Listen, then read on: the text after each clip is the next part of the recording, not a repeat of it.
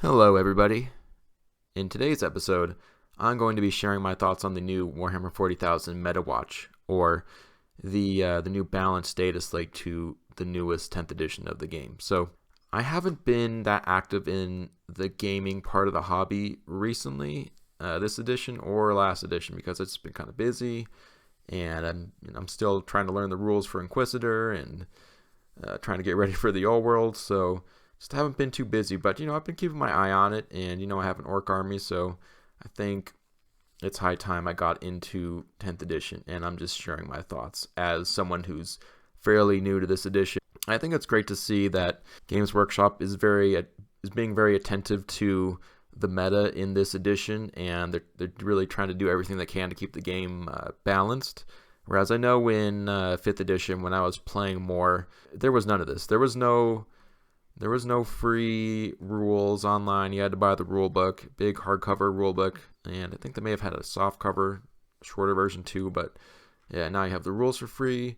You have the data cards for free. Like everything you need to field a unit is on the card. There was no cards in 5th edition. You had to actual codex entry. You had to look at the points on a different page, and you had to get war gear on a different page. It was very complicated. You needed a spreadsheet pretty much. So in a lot of ways, it's good to see that it's being simplified, being streamlined. A lot of kind of redundant ideas are being thrown out, which is good to see. But yeah, it's good to see that GW is paying attention to balance, because I remember, like I said before, in 5th edition, just some armies were just horrible. I mean, they were never going to win, ever, basically. Like, if you play Tau in 5th edition, you're going to lose. You're going to lose. They had no chance ever. They were the laughingstock of everybody, and they just lost every single time. Well, maybe not every time, but now, we have new rules changes, and I mean, a part of me thinks it's a little early to introduce these changes into the rules. Now you have to be aware of the rules, and you have to be aware of the changes to the rules. I mean, I guess it's not too much. And we have updated points costs. So it's good to see that things can always be balanced with just a slight change in point costs to different units. So I don't even think they print the points on the data cards. They just keep it online where they can easily update it. So that's good to see, as if something's too powerful, they can just make it cost like 10 or 15 more points, and then that should hopefully balance out the game. So, and I mean, with GW's power to just change the points at will, I think just the message of never be married to the meta is even more relevant than ever.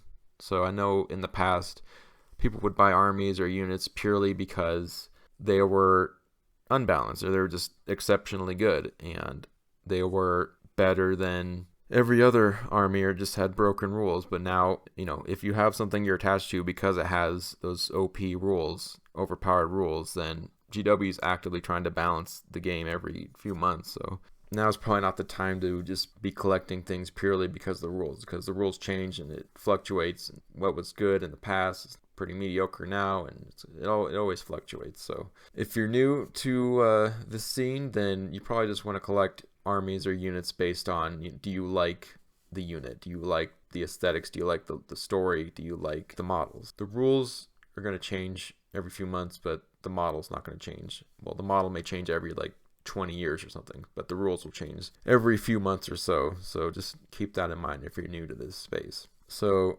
yeah, there's just adding so many new rules. I feel like it's almost kind of hard to keep track of everything that they're adding, and they added this commentary, and yeah, this is a lot of stuff to keep track of. I mean, I don't even know if I would have time to read this right now. It's a lot. But yeah, I thought I'd share my thoughts on this new update.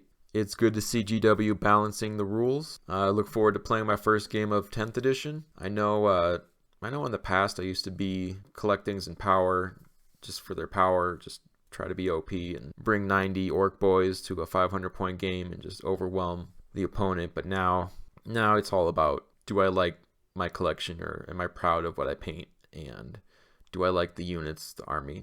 And I don't think about the rules as much. And I suppose there's always kind of a balance. I mean, if you want to be competitive, then you do want to think about the rules and bring like a balanced force or whatever, but try to think long term and just realize that rules are going to change, but the models aren't going to change. So as long as you like the models, then that's the important thing. So Let me know what you guys think of this update in the comments below. Do you think it's too soon to issue an update, or do you think the game really needs it? Do you like 10th edition? Are these welcome changes? Is this going to balance the game in your opinion, or do you think this is becoming too complicated, or I don't know? What do you think? Let me know in the comments below. I thank you for watching this video. If you like my content, please consider liking and subscribing. Thank you. Have a great day. Bye-bye.